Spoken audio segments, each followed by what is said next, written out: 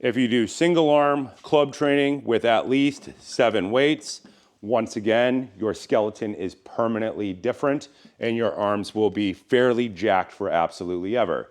The side effect is abs, arms, and glutes. If you look at ancient Greek sculptures, you'll notice they have huge glutes, very thick forearms, and structurally large abs. They're very square. That comes from doing these types of movements. What you see on the board behind me is kind of a roadmap of all the types of training that I like to talk about. What we're going to do is we're going to talk about each one briefly, and then we're going to focus on the martial get-ups, bodyweight get-ups with no equipment, and how they interact with everything else. The more knowledge you have about training, the more likely you are to get the outcomes that you want. We talk about this a lot as a concept called Tetris of training, based on exactly how much time you have every day, what your desired outcomes are, and the time that you have in order to achieve those desired outcomes. Let's start at the beginning first, because the beginning part is the part that's not often talked about. There are about 250 million people in America that need to start down here with what we call training for overweight and deconditioned individuals, and ITK, Intro to Kettlebell, or Intro to Kettlebell Cleans. The majority of people in the modern world are now deconditioned. A really low number is metabolically healthy. The numbers I see now are something like 7 to 9%. That number seems to be changing rapidly and getting worse and worse over time. Most people are injured. Over 60% of the population has persistent back pain. That means that their movement patterns are probably off, and that is causing them discomfort on a daily basis. First thing that we tend to talk about is TOI, training for overweight and deconditioned individuals, and that is trying to set up a foundation for success moving forward. The goal is to get people from seriously injured, perhaps in a hospital bed, to climbing mountains somewhere over here, climbing mountains at the drop of a hat, being able to drop into a BJJ competition at the drop of a hat with 5 minutes notice, being able to be a circus performer or ride a bicycle across the state. Those are our end goals. We talk about this as our basis of training: deadlift, squat, and press with one weight. Could be a kettlebell, could be a dumbbell, with light weights and building up volume over time. Very important idea. We need to start with something that people can do, even if you are currently very injured or even hospital bound. There are 3 sections in this program: a deadlift, a squat, and a press. That holds all the way through to the end. If you're in the NFL, then you're still doing a deadlift, squat, and a press.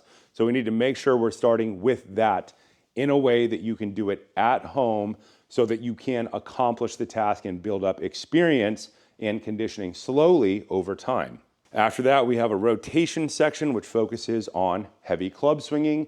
This is a piece that is left out of every type of gym training I have ever seen. It's not in CrossFit. It used to be in martial arts, but it hasn't been really taught in martial arts much in the last 20 years. Thus, injury rates have been climbing. This is heavy club swinging focused on inside circle, outside circle, and shield cast. Humans are unique in the animal kingdom. We have thumbs. That allows us to hold onto levers, and our body is designed for throwing patterns.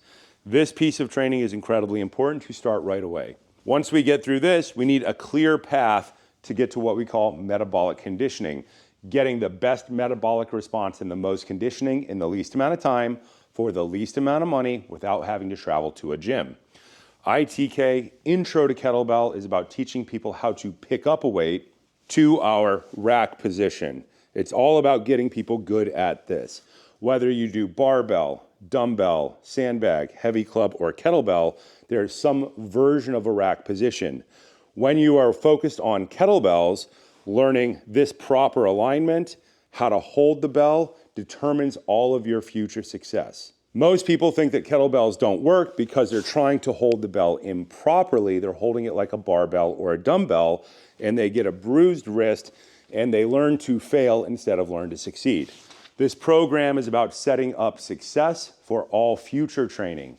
Kettlebells do something better than everything else: endurance weightlifting, which challenges our skeletal muscles, the connection of all of our muscles together, and that has the greatest overall effect on our metabolism, better than anything else except heavy club swinging in the least amount of time. So this piece is something unique that we're trying to focus on a lot because about 250 million people need these steps to get to this step.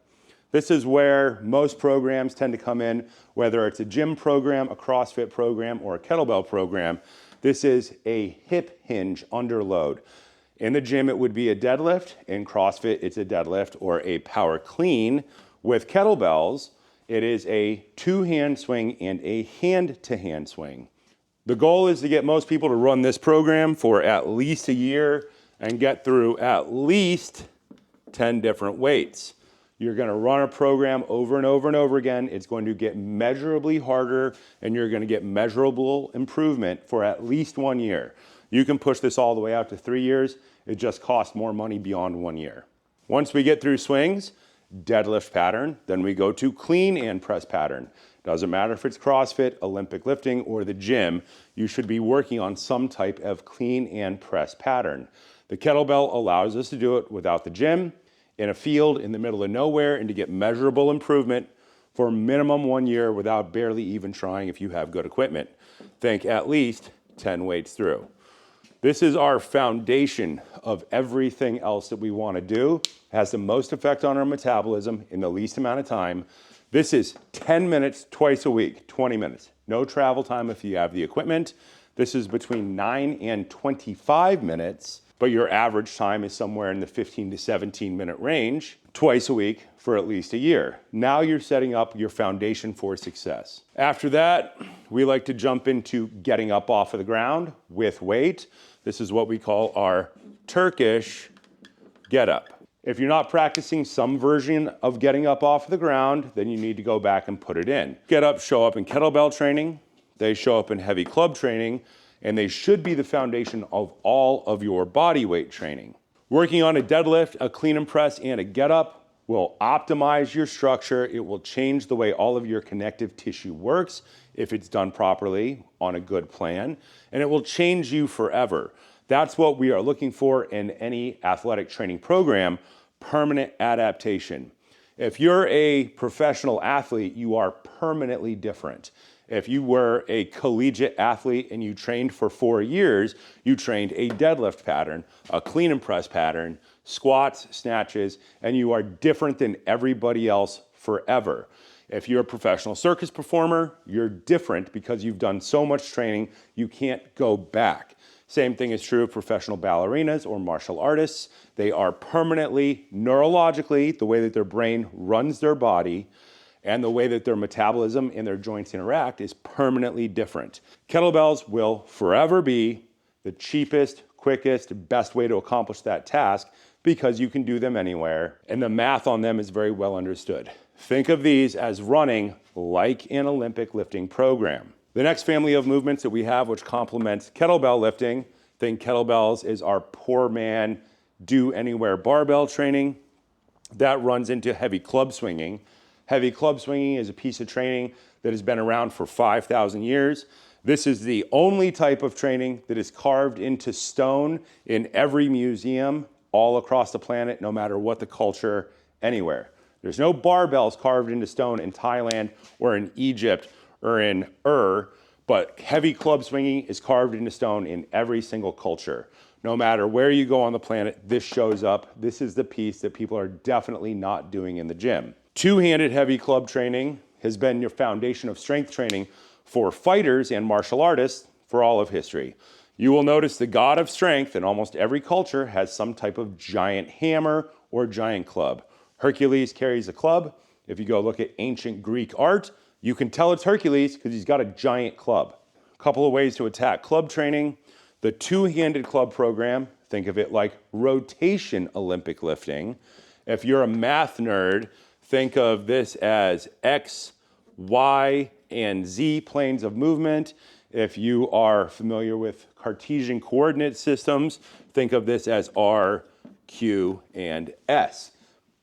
It's every type of lift, but everything instead of being on a line like it is in the gym with a dumbbell or a barbell, everything is a rotational lift. That's why it's been used by fighters for all of human history because fighting is based on rotation. You can't throw a punch without rotating. You can't throw somebody without rotating. If you practice any type of grappling, it's all some type of lift rotation with speed and power. You have two-hand heavy club training, then you have single arm heavy club training. Somewhere after that is double heavy club training. This is like superhero arms 101. If you do single arm club training with at least 7 weights, once again, your skeleton is permanently different and your arms will be fairly jacked for absolutely ever.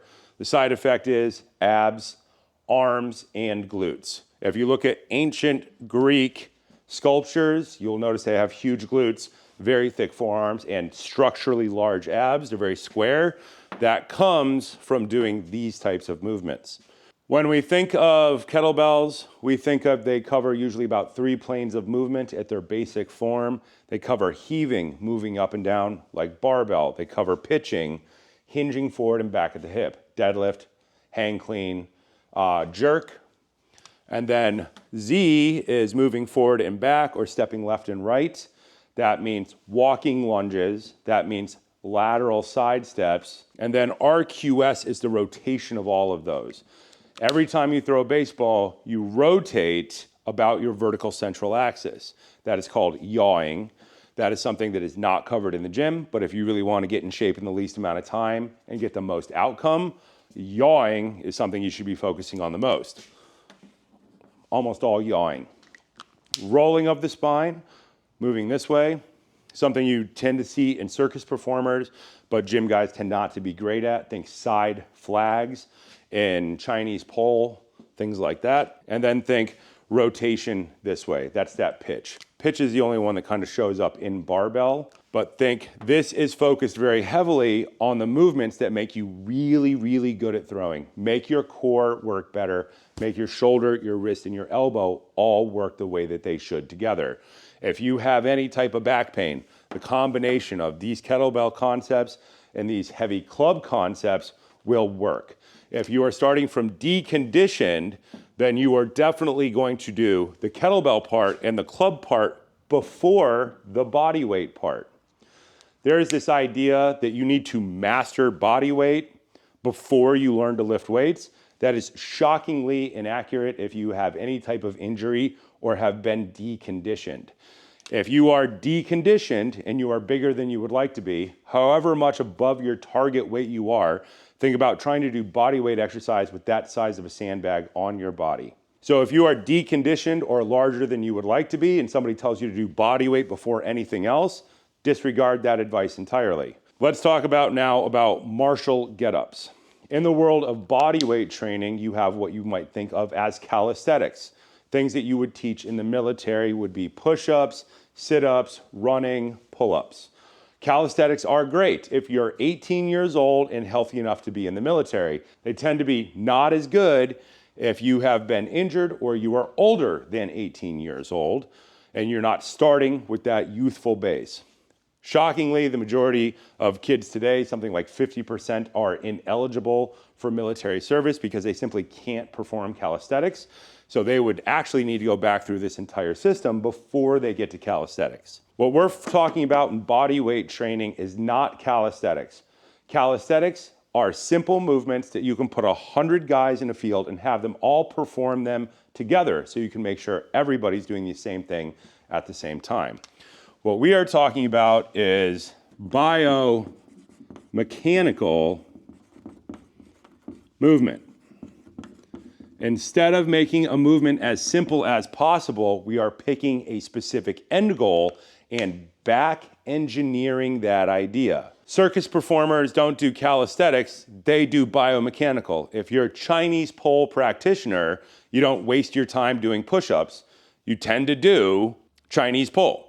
If you're doing circus aerial arts, static trapeze, lyra, silks, hammock, rope, you tend to do the movements associated with it. You might throw in some push-ups or core training for activation, but you spend 95% of your time focusing on a useful end goal target. You can do 500 push-ups a day for a couple of years, and when you stop doing it, you kind of lose athleticism, because athleticism is more than just how hard your muscles fire. It's how your brain runs your body, the optimization of your skeleton in position. The body weight movements that I find the most useful for people are what we call Krav 1 and Krav 2. Krav get-ups are the movements I think you should focus on in the beginning. They are a defensive get-up where you've been knocked down on the ground in a defensive situation and you get up quickly and easily. The goal of bodyweight training, or biomechanical movement training, is to make these adaptations permanent so that when you get knocked down suddenly, you can get up perfectly in under a second without falling over, tripping, doing it wrong, or getting hit in the face. This is a basic human thing that is not being taught much at all anymore. We call it the Krav 1 and Krav 2 because if you go to a Krav Maga class, defensive focused martial arts, then you get knocked down on the ground, they teach this. The problem is they're not teaching it in such a way that you can't forget it. If you run a program long enough, the way that they're doing it, it will work, but I want a more focused, faster result so that people can optimize everything else that they're doing. If you're doing any type of martial arts, this is something you should focus on.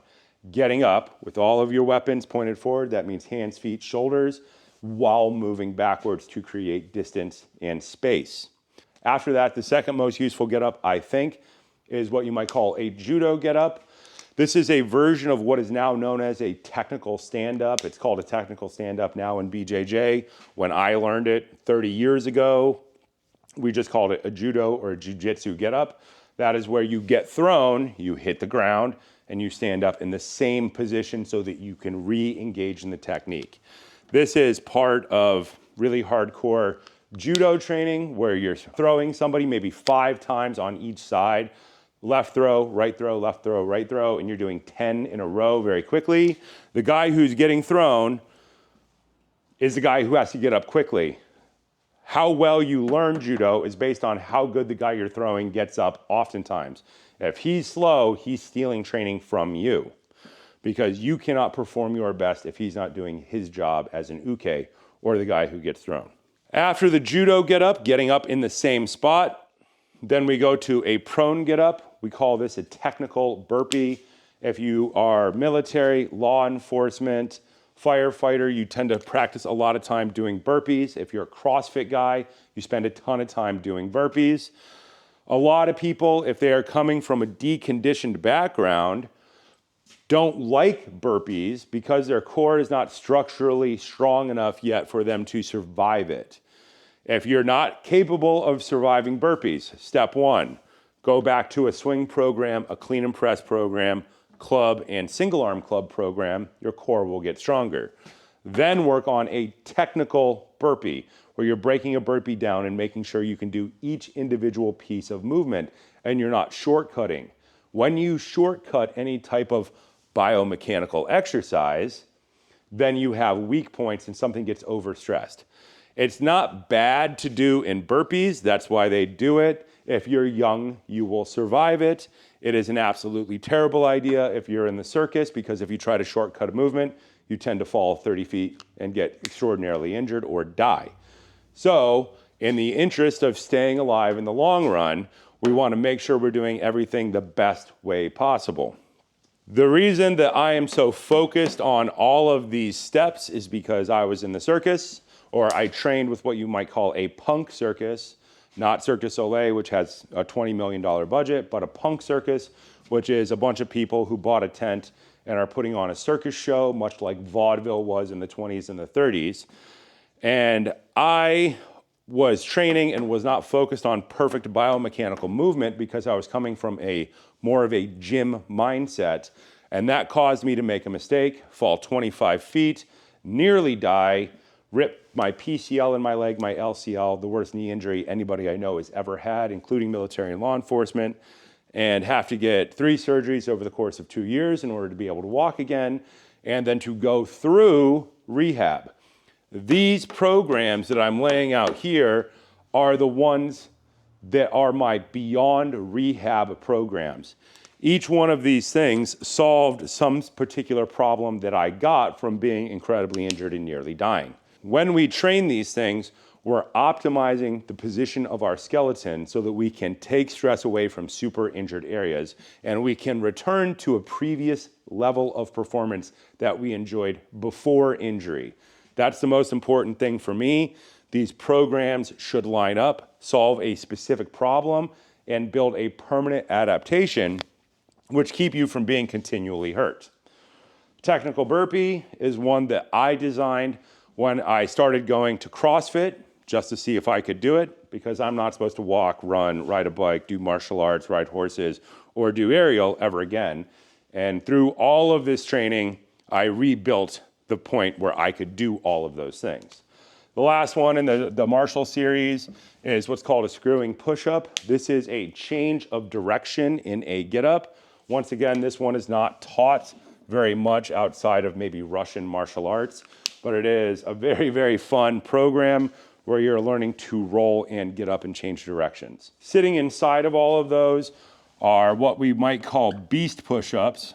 We call them beast push-ups because in modern animal flow, which is a version of quadruped movement training, they call the position beast or loaded beast.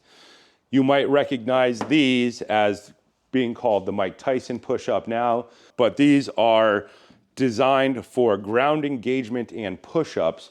But if you have something like a severe knee injury or a back injury, which you also get when you fall 30 feet, these are designed to make sure your back and your knee are functioning properly to allow you to do push-ups. Most people who are super injured end up in a hospital bed and they never get out of it. They don't think that they can do stuff, and that is because they have not had this giant layout of training, which is a multi-year return to better than you ever were before. The main thing that I like to talk about is this focus on biomechanical movement. Every single program should have a specific purpose which contributes to your overall athletic development and or return to athleticism. And it needs to happen for the least amount of money and last the longest period of time. That's what we call engineering, the best possible answer for the resources you have. All of these things assume that you're going to train less than 1 hour a day. The goal of all of this is to start people at 10 minutes twice a week, get them to maybe a total of an hour and a half per week, and then build out till they're spending about 1 hour a day focused on their health and fitness. By doing all of these things, what we're trying to eliminate is travel time. Traveling to and from a gym. If it takes you 30 minutes to go to a gym and 30 minutes to get home, that is an hour, 5 days a week. That's 5 hours of your life. If you're at the gym for minimum 1 hour, you now have 10 hours that you are spending not focused on whatever else you need to focus on life. So we would like to get the travel time out. We would like to get the equipment to be cheap, but we would like to mimic the outcome of high-level professional athletic programs. We do that by focusing on end goals, creating mathematical-based programs, and then picking things that we know are specifically useful. Other programs in the series are the slam ball program. Once again, this is one that I designed after getting extremely hurt. This is based on heavy stone lifting done with modern equipment. There are 5 levels to it, and you should run it all the way up to at least 100 pounds. The side effect of this is your squats get infinitely better and pain in your leg tends to go away because it's all focused on making sure your hip, your knee, and your core work together. You can also do this with sandbags, which are substantially cheaper than slam balls. You can get a $50 sandbag and run this up into a specific range and then get a sandbag that runs all the way up to 150 pounds and just control your load. Once again, if you're a martial artist, you will recognize most of these movements as being infinitely useful for any type of grappling. If you build barns, you will find this super useful as well because you're going to optimize the way your back, your hips, and your knees work together. Last thing in our overall layout is what we call our abs program, which is really a kicker program, which has 3-minute workouts, 4-minute workouts, all the way up to 10-minute workouts and beyond. Most people will end up somewhere in the 8 to 10 range of training each day. All of the movements should be useful. They should all support future biomechanical movement. And there should be hundreds of these that never repeat. The main goal is that we optimize all of our training by using useful ideas, picking end goals that are specific to things that humans should do, breaking them down into pieces, and then designing an overall engineered experience that takes the least amount of time. Everybody's got 3 minutes a day, 4 minutes a day, 5 minutes a day. They have 10 minutes twice a week, and they can build out from there. The whole point of all of this that we're talking about here is these things tend to sit out of almost every other type of training that I've seen in the 20 years of being a professional trainer, 30 years of being a martial arts coach. These things are not covered anywhere in the gym. You're not going to get this depth of programming anywhere. That's why we design it this way.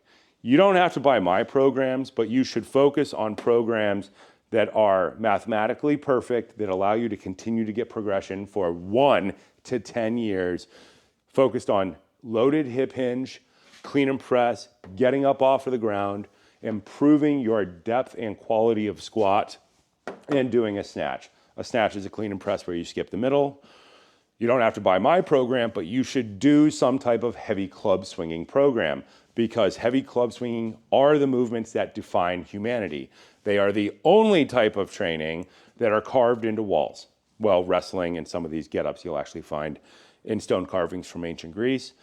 But you should do these fundamentals. You should do these fundamentals of rotation. You should pick the most important biomechanical get-ups that you can find. You should do those. And you should figure out how to do useful core training every day.